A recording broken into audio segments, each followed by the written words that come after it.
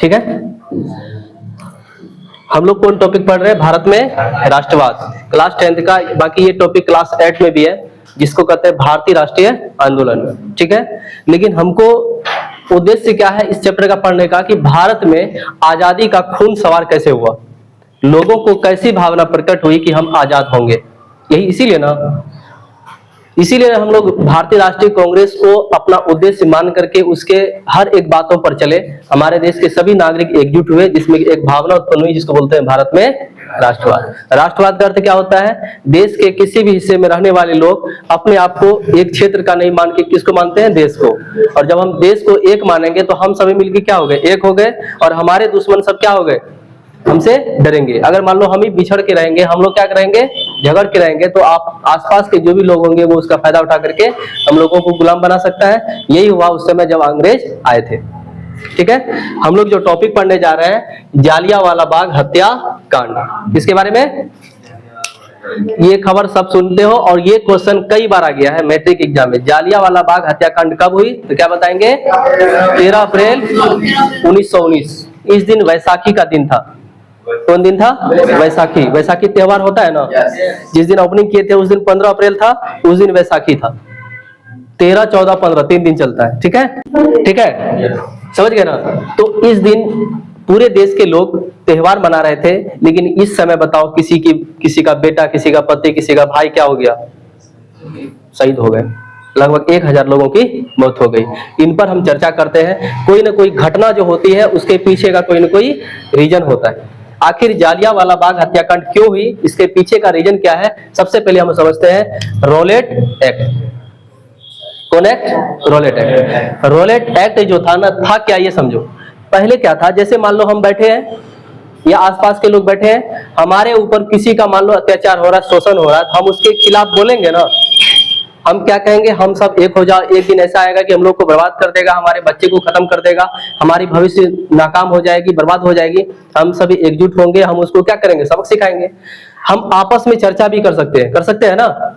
लेकिन वो ऐसा नियम बना दिया कि कोई भी व्यक्ति अगर किसी गवर्नमेंट के खिलाफ, कौन? अंग्रेज, उस समय अंग्रेज था ना, अंग्रेज के खिलाफ अगर आपत्तिजनक टिप्पणी कर दे या उसकी बुराई कर दे, केवल सुन के, या उसको शक हुआ कि 10 आदमी बैठा है, चाहे वो खैनी चुना रहा है, कुछ कर रहा है, खैनी चुना रहा है बैठ करके, हम लग रहा है अंग्रेज को लग गया, देखो कोई बात तो गड़बड़ है, लग रहा है हम पे ये आक्रमण करेगा।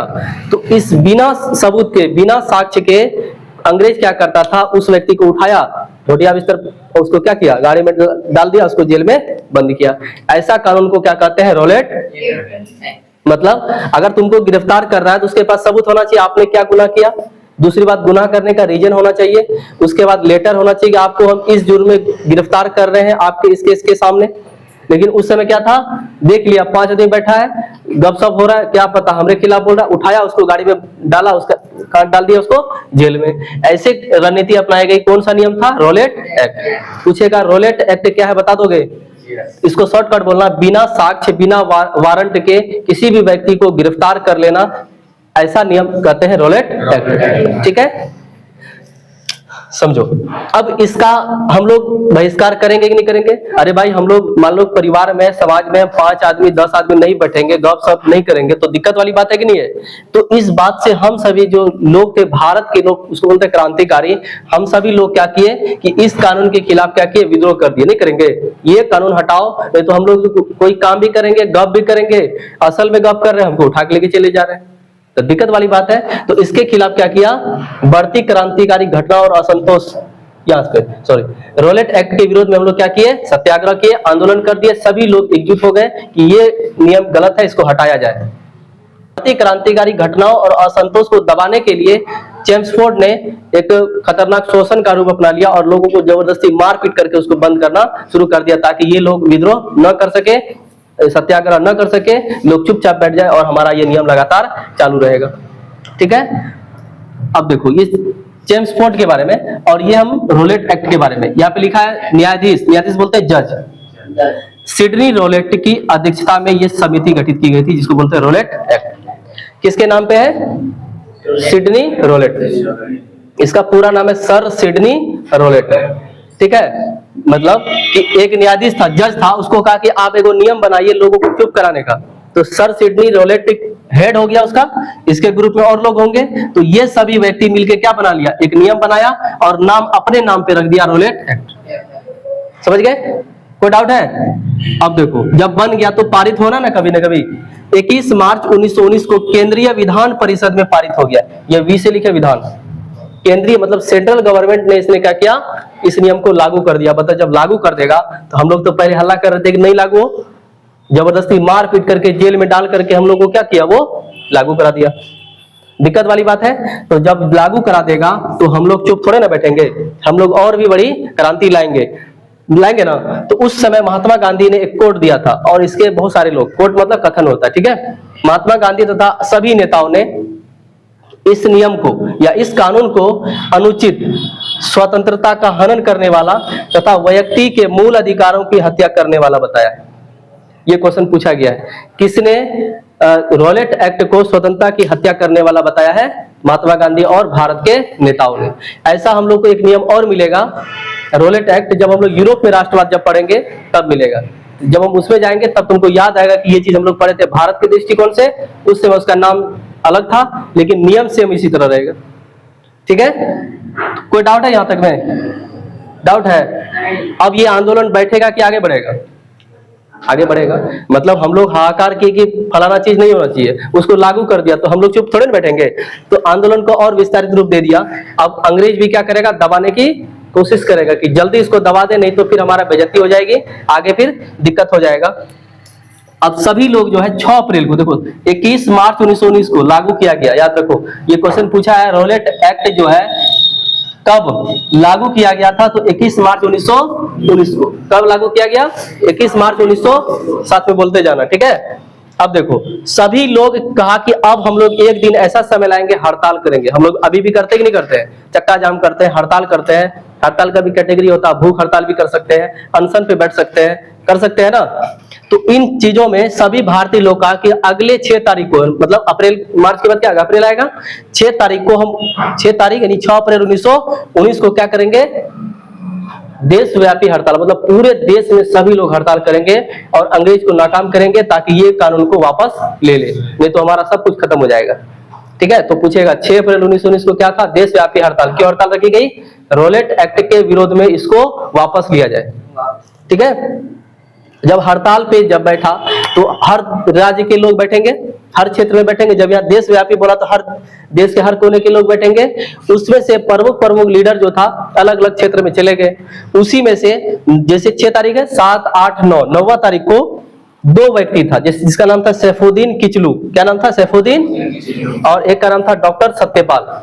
दोनों व्यक्ति कांग्रेस के लीडर थे। अभी इधर लिखेंगे, हम लोग लिखे हैं और समझेंगे। ये दोनों व्यक्ति को क्या किया? गिरफ्तार कर लिया। कौन किया गिरफ्तार? अंग्रेज। अच्छा देखो, जैसे देखना, हम लोग जब भी कोई भी क्रांति होती है, कोई ना कोई एक लीडर होता है, इसके आसपास के लोगों को चलाने वाला होता है ना। मान लो 1000 का भीड़ है, उसमें से एक लीडर होता है। अंग्रेज क्या करता था? वही लीडर को मार देता था। तो अपने आप ये शांत हो गया। तो ये आंदोलन बढ़ गया था उस समय। ये दोनों लीडर को अगर गिरफ्तार कर ले तो ये अपने आप चुप बैठेगा। इस दृष्टिकोण से लेकर के अंग्रेज क्या कहा, ये दोनों को गिरफ्तार कर लो, अपने आप ये आंदोलन समाप्त हो जाएगी। जब ये दोनों को गिरफ्तार कर लिया, अब बताओ देश के उस समय, जब उसी जगह अगर देखा जाए ये महापुरुष लोग अगर जेल चले गए, तो इसको छुड़ाने के लिए आम आदमी में कभी ना कभी एक उमंग आएगा कि हम इसको छुड़ा दें, नहीं तो हमारा भविष्य और खत्म हो जाएगा, हमारे लिए आवाज कौन उठाएगा? ये कर सकता है। तो ये दोनों व्यक्ति को जब गिरफ्तार कर लिया गया तो देश में अब भयंकर क्या हो गया? सत्याग्रह या आंदोलन हो गया। ठीक है? अब आंदोलन क्या था? एक समय ऐसा आया, देखो 6 तारीख को क्या हुआ? हड़ताल। 6, 3, 9 तारीख को दोनों को गिरफ्तार कर लिया गया। अब 13 तारीख को जालियांवाला बाग हत्याकांड क्यों हुआ, ये समझ गए? इसी का बैकग्राउंड हम बता रहे थे इधर। अब ध्यान दो, या लिखे पृष्ठभूमि। जालियांवाला बाग हत्याकांड 13 अप्रैल 1919 को हुई। क्यों हुई? इसके पीछे का रीजन देख लो। 6 अप्रैल को क्या हुआ था? हड़ताल। 9 तारीख को कश्मीर के सैफुद्दीन किचलू को, स्थानीय नेता था ये, ठीक है, और पंजाब से सत्यपाल, ये दोनों व्यक्ति को 9 तारीख को क्या कर लिया? गिरफ्तार कर लिया। ये दोनों व्यक्ति कैसा था? कांग्रेस के वार्षिक अधिवेशन के स्वागत समिति के सदस्य थे। समझ गए? एक तरह से ये नेता हो गए, स्थानीय नेता था ये। जब इन नेता को गिरफ्तार कर लिया तो आम आदमी चुप नहीं न बैठेंगे। अब इसको छुड़ाने के लिए सभी व्यक्ति कहा कि एकजुट हो जाइए, अगले 13 तारीख को हम सभी फलाने बाग में बैठेंगे। उस बाग का नाम था जालियांवाला बाग। कौन नाम था? जैसे एक ग्राउंड होता है ना, बाग था, बाग मतलब बगीचा, उसका एक ही को गेट था इसका अंदर जाने का, ठीक है, ध्यान दो। तो इस क्यों बैठाना चाहता था लोग कि हम सभी एकजुट हो जाएंगे, मीटिंग करेंगे, आखिर इस दोनों व्यक्ति को कैसे छुड़ाएं, नहीं तो अच्छे लीडर हमारे हाथ से चले जाएगा, इसको क्या कर देगा, खत्म कर देगा। इसे छुड़ाने के लिए सभी व्यक्ति क्या किया, यहाँ पे एक सभा का आयोजन किया कि कब, क्या तारीख को, 13 तारीख को। यहाँ पे सभी बच्चे, बूढ़े, महिला, पुरुष सब बैठे हुए थे। लगभग 1000-2000 के अधिक प्लस लोग इस बगीचे में बैठे थे। जालियांवाला बाग शायद पंजाब में है, कहाँ पे है, पंजाब में है। ध्यान दो, क्यों इस बैठना चाहे थे, गिरफ्तारी के विरोध में, कि इसको गिरफ्तार क्यों किए हैं, ये तो अच्छा नेता था, अच्छा नेता था ना, कुछ थोड़े नहीं किया ना, कोई खतरनाक आंदोलन किया, ये किया कि आप इस बिल को वापस ले लीजिए। एक सभा का आयोजन किया गया, एक सार्वजनिक सभा, कौन सा बाग था, जालियांवाला बाग। बाग मतलब बगीचा, ठीक है। जब ये बगीचा में आयोजन हो गया सभा, अब सभी लोग एकदम मीटिंग कर रहे थे, सभी आसपास के लोग सुन रहे थे, छोटा मोटा लीडर सब था कि फलाने व्यक्ति को कैसे छुड़ाया जाए, ये जो नियम लाया है ये गलत है, हम लोग अपनी स्वतंत्रता क्या कर रहे हैं, खो रहे हैं, हम जो भी पहले जीवन जीते थे अब वो जीवन समर्पित हो गया, हम तो जैसे जी गए लेकिन हमारा बच्चा का भविष्य खत्म हो गया, अब हमारा देश नहीं बचने वाला। तो आंदोलन में सभी लोग अपने आप को कोस भी रहे थे और मजबूत भी कर रहे थे कि किस तरह इन लोगों को छुड़ाया जाए और अंग्रेज से लड़ा जाए। उसके बीच में एक व्यक्ति था जो भारतीय था, उसका नाम हम भूल गए, हालांकि नहीं पूछेगा तुम लोग से, जिसका शायद नाम था हंसराज। क्या नाम था? हंसराज। वो तुम लोग से नहीं पूछेगा कौन व्यक्ति था, ठीक है। तो हर परिवार में, हर देश में, हर चीज में एक व्यक्ति ऐसा होता है जो आपके घर के भेद को बताता है। वो व्यक्ति क्या किया, पैसे की लालच में टेलीफोन लगा दिया किसको, जनरल ओ डायर को, जिला मजिस्ट्रेट था जिसको डीएम बोलते हैं, समझ गए। उसको कहा कि देखो कि अब अंग्रेज का जो है बुरा हाल होने वाला है, देख लो 1000-2000 लोग ऐसे बैठे हैं, सबके पास हथियार है, खतरनाक हथियार है, सब ट्रेनिंग लिया जा रहा है, सभी लोग आप सभी को मारने के लिए तैयार है। बताओ, जनरल ओ डायर अंग्रेज था, वो चुप बैठेगा? उसको सूचना क्या दे दिया कि आपके खिलाफ, यानी अंग्रेज के खिलाफ ये सभी लोग एकजुट हो गए हैं। कौन बाग में? जालियांवाला बाग में। सभी लोग आप लोगों को भगाना चाहते हैं, किसके विरोध में? एक तो रोलेट एक्ट, दूसरा आपने 2 व्यक्ति को गिरफ्तार कर लिया इस विरोध में। इसके बाद जब उसको खबर चली, उसने तुरंत अपनी सेना को चारों तरफ से बुला लिया और कहा कि 4 तरफ से घेर लो। गेट तो एक ही था ना, समझ गए, ये गेट एक ही को था। क्या किया उसने, चारों तरफ से सेना को बुलाया और चारों तरफ से 1000-2000 के आसपास लोग थे। सरकारी रिकॉर्ड में 1000 है, लेकिन कम से कम 2000 लोगों से कम की मौत नहीं हुई थी। कहा कि कोई बात नहीं, इसको शांत करना हमारे हाथों में। चारों तरफ से घेर लिया, सबके पास एकदम राइफल लगा हुआ था, सबको दीवार पे खड़े करा दिया। जैसे देखा कि अब ये सब का सभा समाप्त हो गया, सब एक जगह बैठ गए, चारों तरफ से धाम धाम धाम धाम गोलियां लगा चला दी। किसके कहने पे? हंसराज। और किसने चलवाई? जनरल। और ऐसी घटना थी, बच्चे बूढ़े जिसको गोलियां लग रही थी, उसके बगल में कुआं था, इस बाग में वो कुआं था। जब बच्चा बूढ़ा सब, महिला सब लथपथ, खून से लथपथ जब भाग रहा था, कोई कुआं में कूद रहा है, कोई इधर भाग रहा है, कोई उधर भाग रहा है। लगभग 1000 प्लस लोगों की मौत हो गई है सरकारी रिकॉर्ड के आधार पे, हालांकि 2000 प्लस लोगों की मौत हुई है, ठीक है। अब बताओ, ऐसी भयावह घटना थी जो देश को, पूरे देश को झकझोर करके रख दी, ठीक है। तो किस बाग में हुई थी? जालियांवाला बाग। कब हुई थी? 13 अप्रैल 1919। इस दिन पूरे देश अपने परिवार का, एक फैमिली का एक त्योहार होता है जिसको वैसाखी बोलते हैं, वैसाखी मना रहा था। अब बताओ, इतना खतरनाक गम, वो भी एक साथ पूरे देश में 1000 लोगों की मौत हो जाना, ठीक है। ऐसी घटना को बोलते हैं जालियांवाला बाग हत्याकांड। समझ गए बात को? तो देश में हर एक समय कुछ न कुछ बिचौलिया का आगमन हुआ है। जैसे एक समय था पृथ्वीराज चौहान, उसके समय में एक राजा था, राजा जयचंद। उसने पृथ्वीराज चौहान को, जो पूरे देश को सर्वश्रेष्ठ मान के एकजुट करना चाहता था कि हमारा देश टुकड़ा ना हो, उसको मरवाया कौन? जयचंद, ठीक है। फिर जयचंद को भी मार दिया बाद में दूसरा आदमी। उसी तरह हंसराज को क्या जरूरत थी उसको बताने की? पैसे की लालच में। इसने पैसे की लालच में किसको खबर दे दी? अंग्रेज को। जनरल ओडायर को। इसने शांतिपूर्ण चल रही सभा पर क्या की, गोलियां बरसा दी, जिसमें 1000+ लोगों की मौत हो गई। और अभी भी ये कुआं जो है ना, कुआं में अभी भी पानी अगर निकाला जाता है, मिट्टी उसमें खून रहता है। जैसे मिट्टी है ना, इसको पानी में लेके ऐसे करोगे, उसमें अभी भी क्या निकलेगा, ब्लड का अंश। बताओ कितना भयावह स्थिति थी। तब बोलते हो कि हमारा देश ऐसे था वैसे था, हमारे परदादा सब क्या किए। अभी हम लोग आजाद भारत में है, तभी एक छोटे मोटे नेता के खिलाफ हम नहीं बोल सकते। बोल सकते हो?